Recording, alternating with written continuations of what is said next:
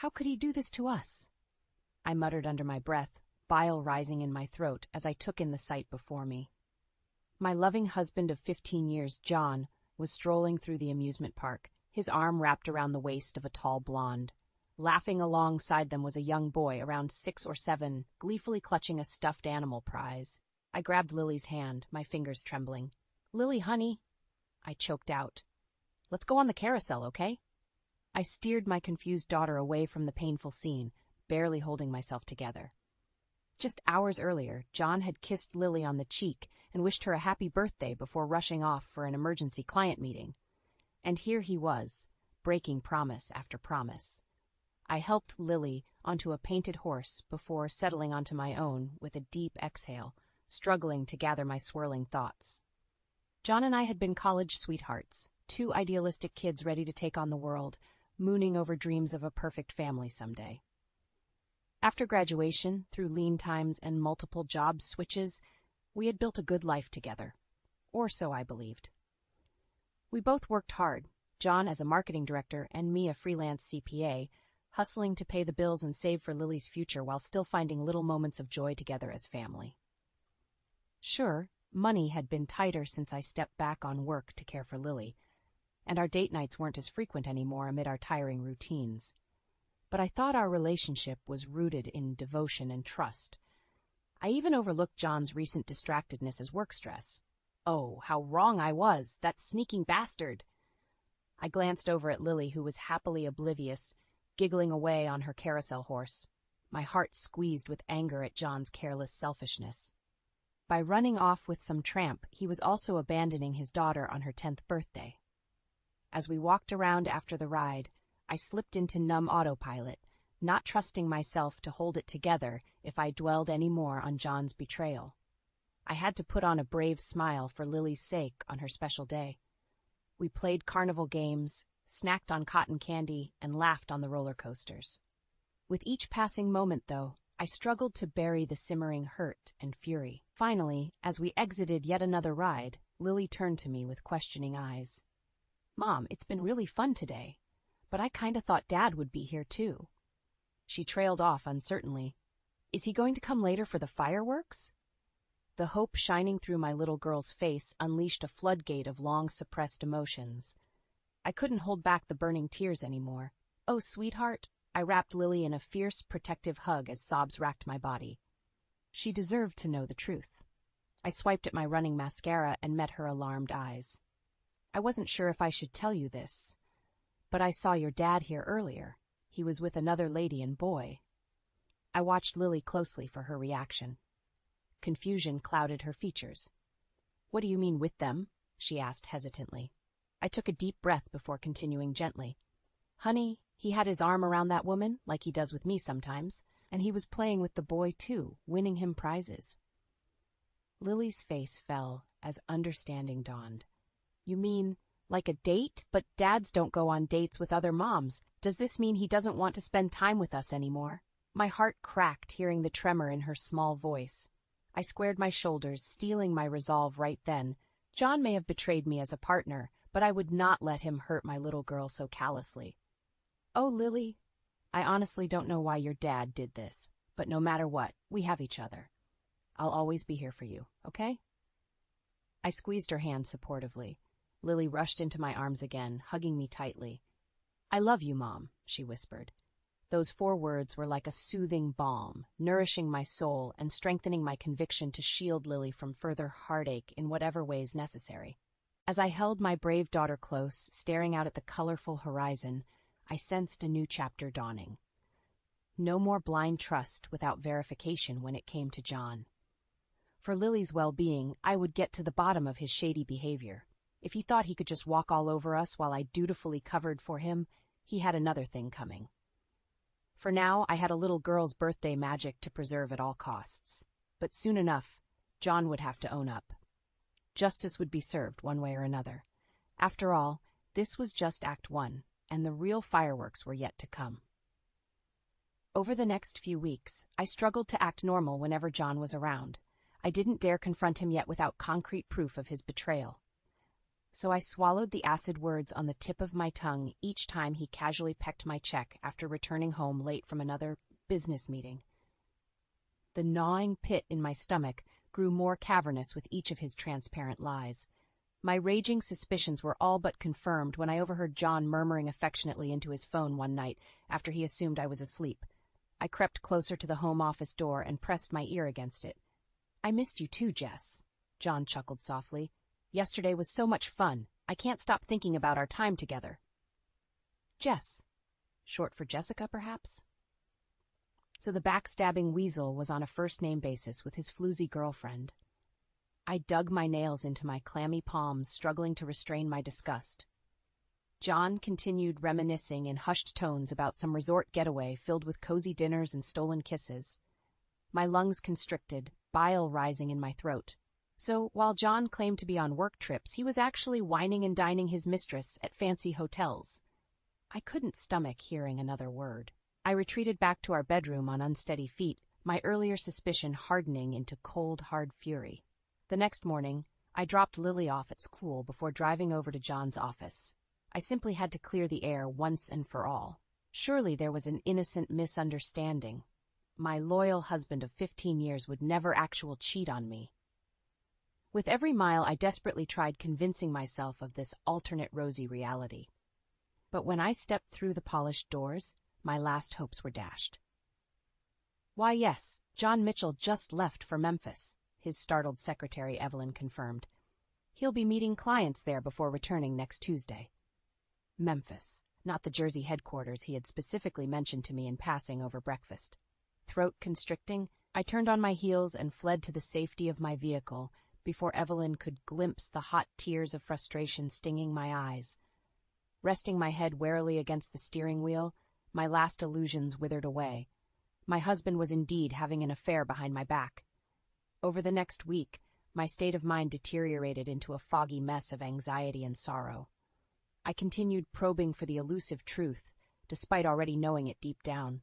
When John didn't return on the expected Tuesday, instead extending his trip another 4 days, I hit my breaking point. As I tidied his drawers while sorting laundry, a flowery perfume wafted out that I didn't recognize. Underneath the folds, a lace negligee of a much smaller size than my own laid provocatively. That did it. All restraint evaporated instantly like steam. Snatching my purse with trembling hands while fighting angry tears, I convinced our next-door neighbor Jane to watch Lily for the night. Before I lost my nerve, I hopped into an Uber bound for the seedier side of town. It was time for drastic measures. I hesitated only briefly outside room 17B as the muffled sounds of ecstasy leaked under the door. Then, steeling my shaking bones, I boldly pushed inside. The exhibition of twisting limbs and tangled sheets burned my eyes, but I forced myself to keep watching through narrowed slits. No backing down now. I needed to see my cheating scumbag husband in all his whoring glory to file for the strongest divorce case possible. To think I had wasted years of loyalty and intimacy on this spineless loser humping the mattress without a care in the world. As they both erupted into climax, I whipped out my smartphone to capture the money shot. Click, click, click. Undisputable proof of adultery. No denying it now with this lurid footage in hand. "What the hell?" John shouted as the naked woman under him, likely Jessica, let loose an ear-piercing shriek. Their interlocked body parts scrambled to hide under the rumpled covers, but I had already seen enough. More than enough for multiple lifetimes, unfortunately. I smirked vindictively, pocketing my smoking gun evidence as the color drained from John's stubbled features. He began sputtering. "Susan, I can exp," but I slammed the door mid-sentence. Time to finally bust this pathetic cheater with the power of truth. My fulminating heart nearly rejoiced, picturing the fallout headed his way. The amusement park stretched before us in all its frenetic glory, a whirling kaleidoscope of colors under the bright summer sun. I squeezed Lily's hand tightly, hoping to infuse some of my nervous energy into her smaller frame. As we walked through the cheering crowds, nausea churned my otherwise empty stomach. This was it, the confrontation I had obsessed over planning since that sordid night at the hotel. When I stumbled upon John canoodling his busty mistress mid-thrust, I knew my decade-long marriage was finished. Once Lily turned 18, there would be nothing binding me to that cheating scumbag any longer. But I couldn't let my sweet Lily go on believing in her father's devotion any longer either. She had moped for days when John missed her chorus recital to extend his work trip. Meanwhile, that two-timing bastard was likely wining and dining Jessica at some five-star restaurant without a care in the world. An acidic fury licked my veins, imagining Lily continuing to pine for her father's affection that would never come.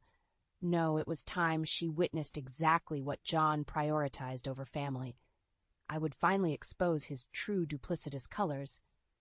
As we meandered through the park, scanning the swelling crowds, my heart pounded a frantic staccato beat. Where was that rat? Lily prattled on excitedly about rides, but her voice faded to background static against the rushing blood in my ears. And then suddenly, I spotted him. Talking to a caramel-haired woman by the funnel cake stand, his beefy arm draped possessively around her waist. At their feet stood a young boy with a thatch of chestnut hair, likely no older than 7. He was eagerly stuffing his face with confetti-dusted fried dough, getting sugar all over his round cheeks. My fists involuntarily clenched, and I nudged Lily gently. "See that man over there in the red shirt, sweetie?" I softly murmured against her hair. As she glanced over, her eyes doubled in size. "Daddy?" Lily screeched in disbelief. "Who is that lady with him and the little boy?" She whipped her head back and forth between me and John frantically as realization sunk in.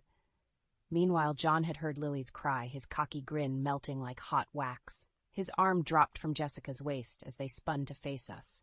I stalked closer, keeping a firm grip on Lily's clammy palm. Halting an arm's length away, I fixed my estranged husband with a blistering glare that could melt steel. "Well, isn't this quite the father-son outing, John?" I spat, vitriol coating each syllable. "Or maybe this blonde bombshell is just your new mommy replacement for when I kick you to the curb." John paled further as a sheen of sweat beaded his pasty skin. "Susan, let me explain," he choked out weakly. I cut off his pathetic sputtering with a disgusted snort as Jessica stared fixedly at the ground. "Save your smarmy excuses. Nothing justifies abandoning your wife and daughter to play house with this home-wrecking bimbo." I growled savagely. Meanwhile, poor Lily looked utterly lost and crestfallen as her fantasy father figure withered before her eyes.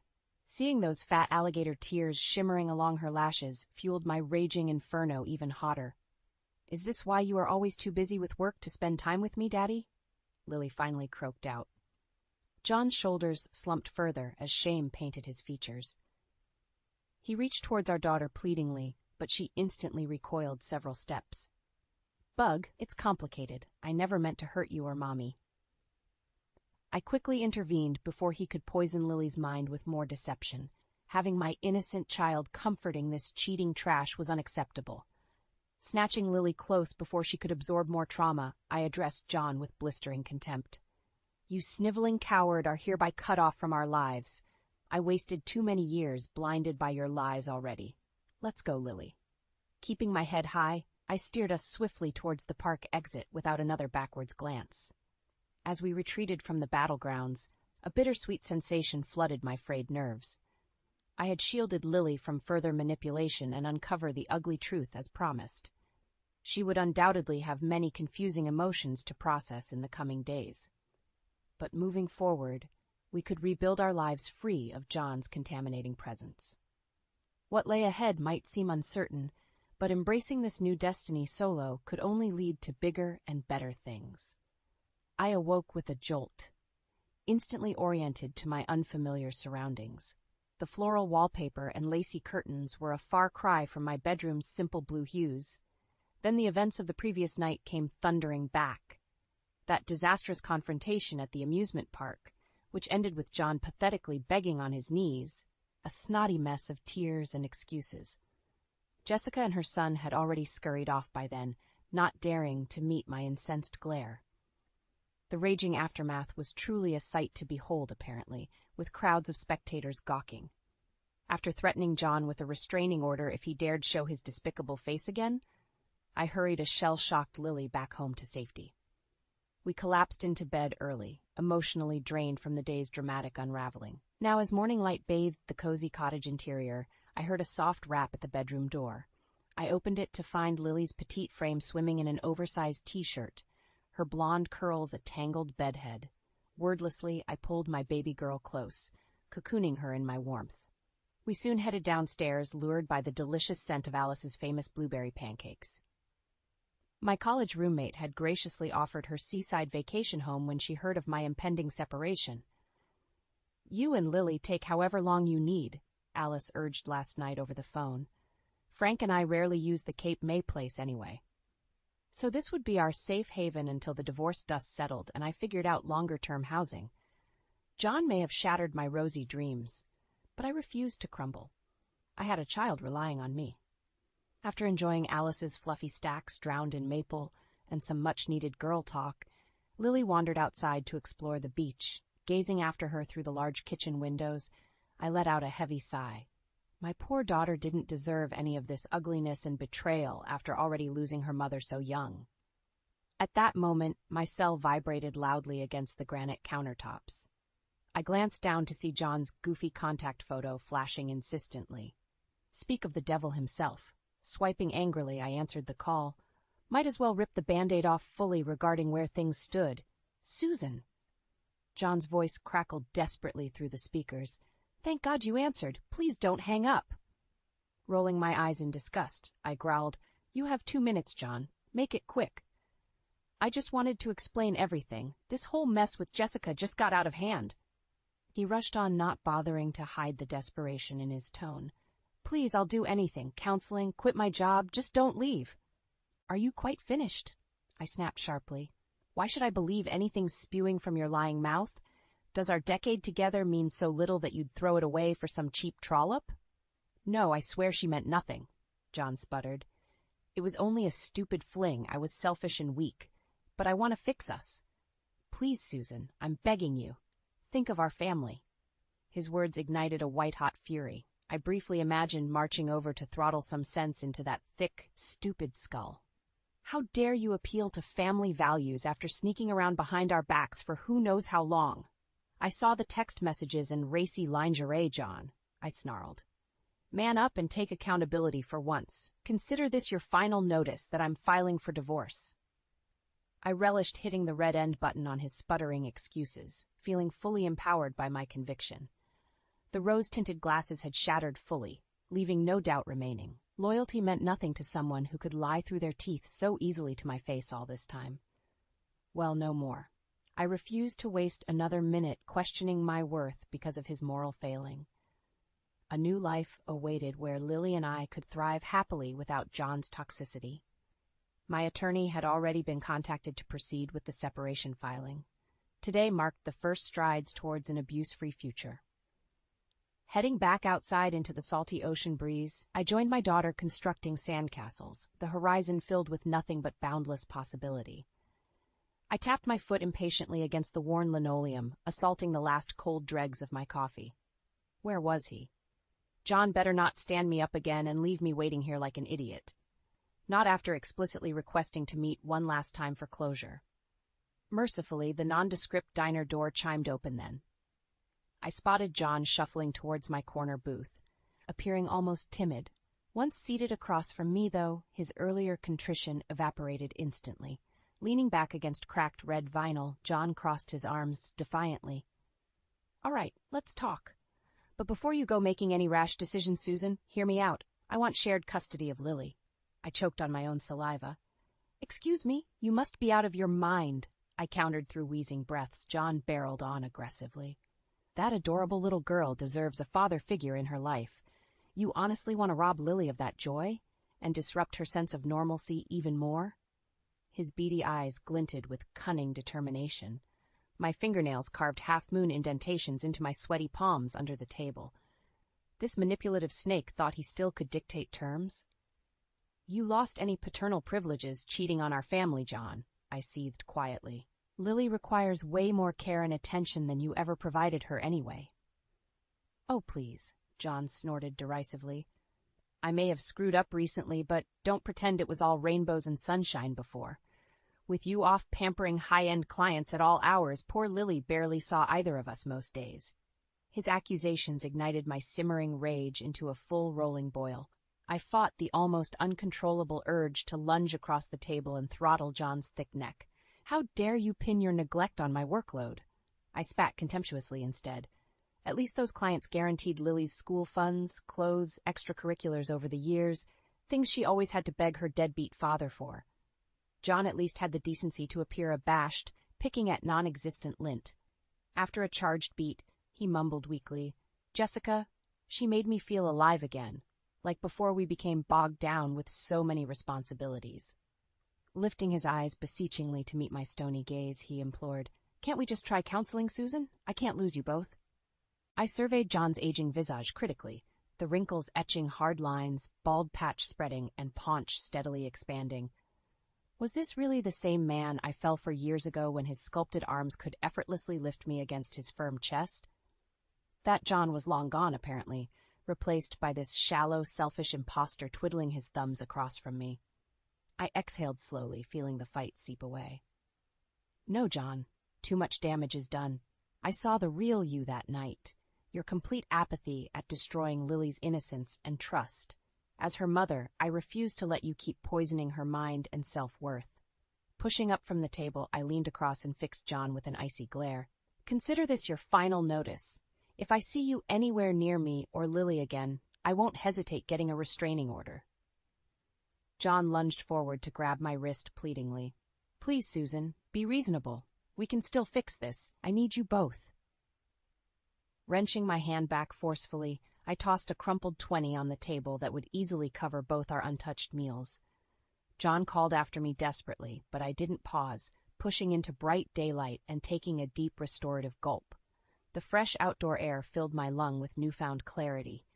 I felt fully unburdened from my past illusions. John refusing accountability cemented I made the right call, kicking him to the curb for good. Settling behind my steering wheel, resolve coursed through me stronger than ever. I would inform my lawyer about John's delusional custody demands immediately to get that scum out of our lives quicker. The court would take one look at his sloppy appearance today, bloodshot eyes, tousled hair, mismatched shoes, and declare him an unfit parent easily. Peeling out onto the open road ahead, I cranked up the radio defiantly. 2 middle fingers saluted the shrinking diner behind me. John wanted a cutthroat legal battle?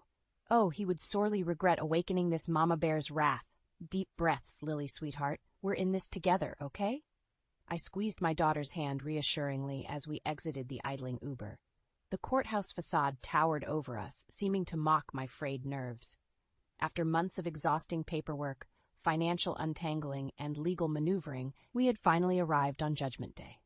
I prayed the Honorable Judge Dalton presiding over the proceedings today saw facts for what they were, that John was a lying, cheating scumbag undeserving of time with my precious daughter. As we navigated towards the assigned courtroom, a familiar grating voice accosted us from behind. "There are my 2 favorite girls." Spinning on my kitten heels, I came face to face with the devil himself. John, in his grubby flesh and slightly disheveled suit, grinning like the moron he was. I quickly stepped in front of Lily, blocking his path. She peeked around my frame warily as I crossed my arms forbiddingly. "Don't come any closer, John. We have nothing left to discuss." His greasy smile remained pasted in place.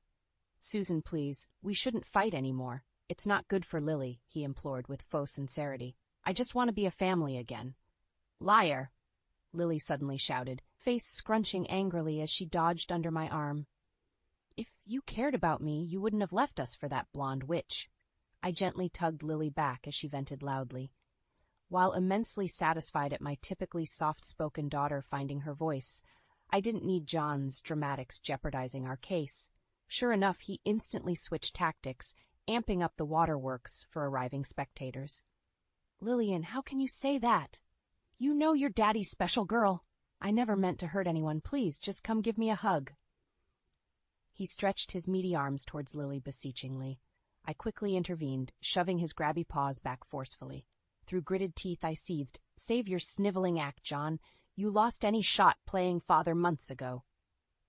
Propelling Lily forward, I called over my shoulder, "Let the courts finally set you straight." Settling into the creaky wooden benches with Lily tucked protectively under my arm, I steadied my nerves with deep breaths. We could do this. Justice would be served. I stroked Lily's baby fine hair soothingly as we awaited kickoff. Right on cue, an authoritative voice bellowed, Mitchell versus Mitchell, presiding Judge Dalton. We approached the podium as John did the same, keeping my expression schooled neutral. What followed next was a tedious hour rehashing the same tired arguments from our mediation session. John begged for leniency as an imperfect human, while I calmly recapped his endless lies and manipulation. Finally, Judge Dalton, an austere woman with spectacles perched severely on her nose, intervened.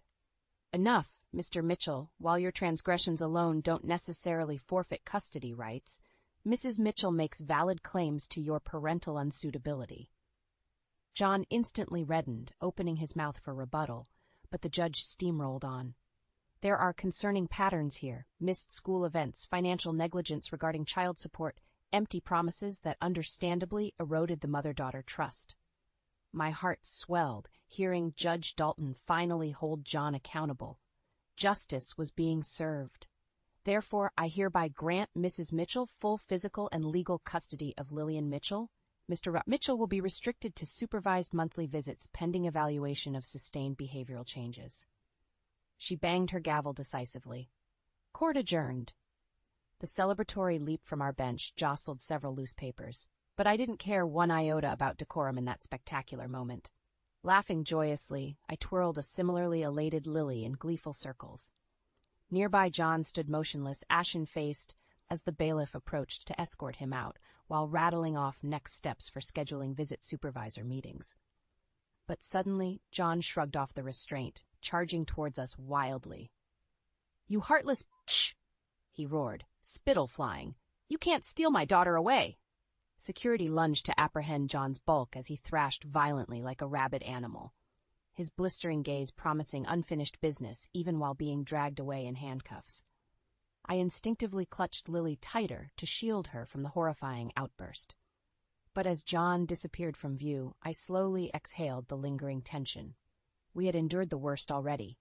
The legal system would protect us from here on out. Today commemorated much-awaited closure and the dawn of a hopeful new chapter. I tapped my heels impatiently against scuffed linoleum, assaulting the last cold dregs of my coffee. The airport lounge television was tuned to some mindless mid-morning talk show, volume muted. Where was that blasted connection flight from Houston? Lily craned her neck expectantly beside me.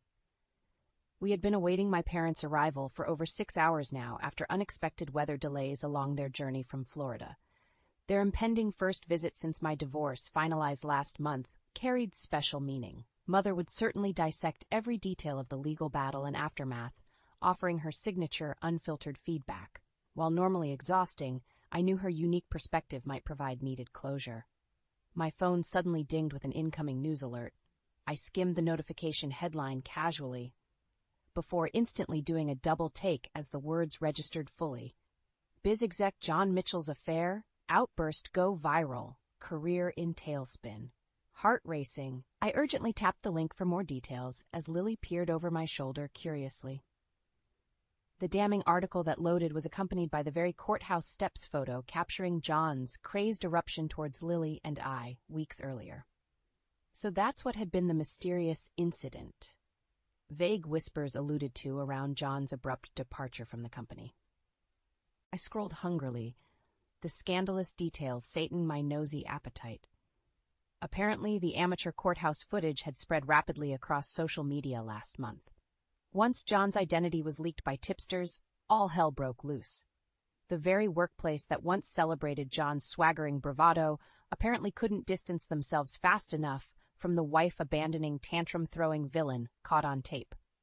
Once the social media wagons circled to dig up more dirt, local press had begun circling like vultures.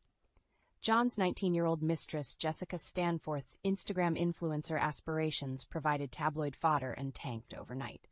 Brazen poolside selfies vanished instantly when the dotting dad community realized they had been funding her lusty lifestyle all along.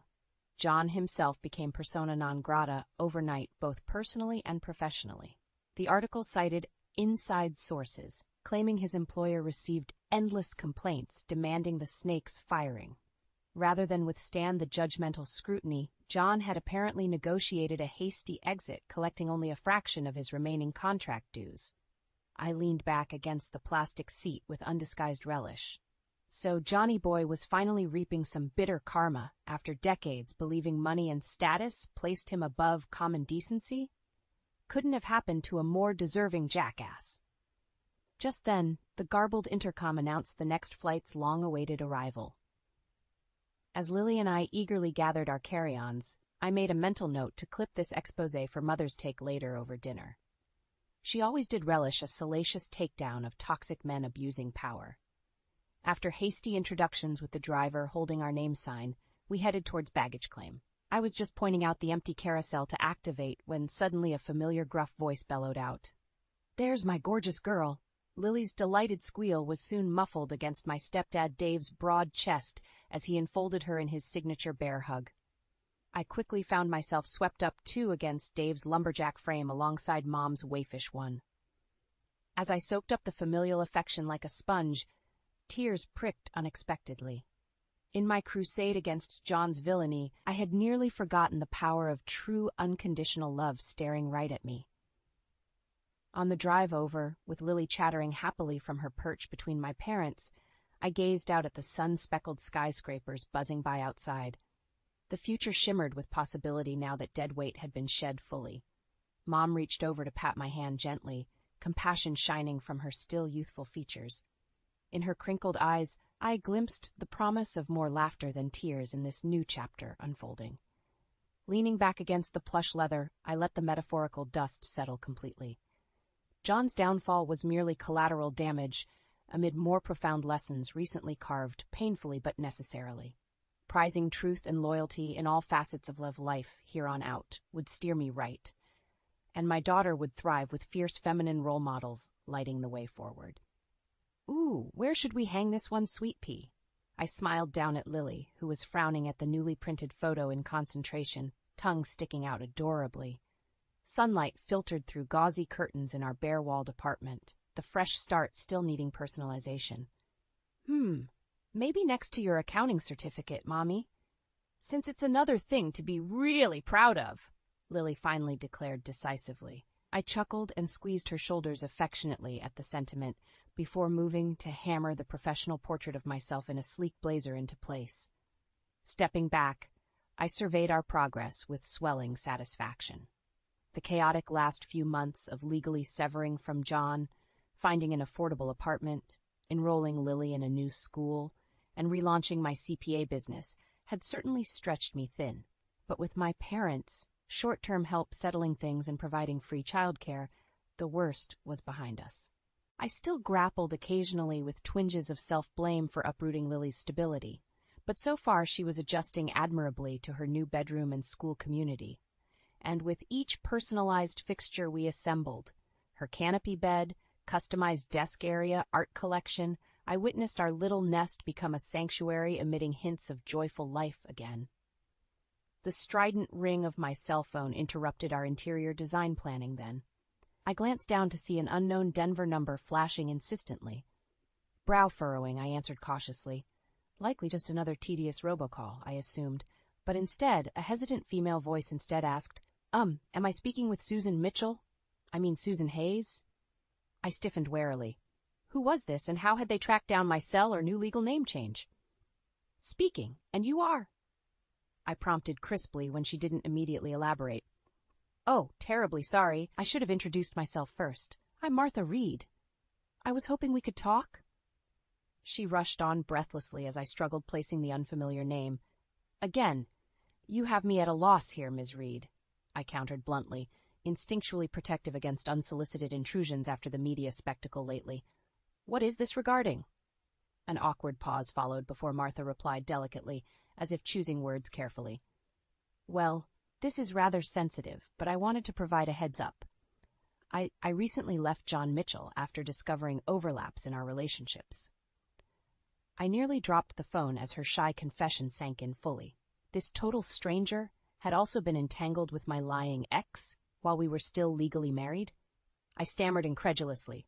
"Wait, John was dating you while still with me and his little mistress?" Unbridled fury clawed up my throat as the room tilted dangerously. That snake truly possessed zero scruples. Martha made sympathetic noises, seemingly misreading my outrage source.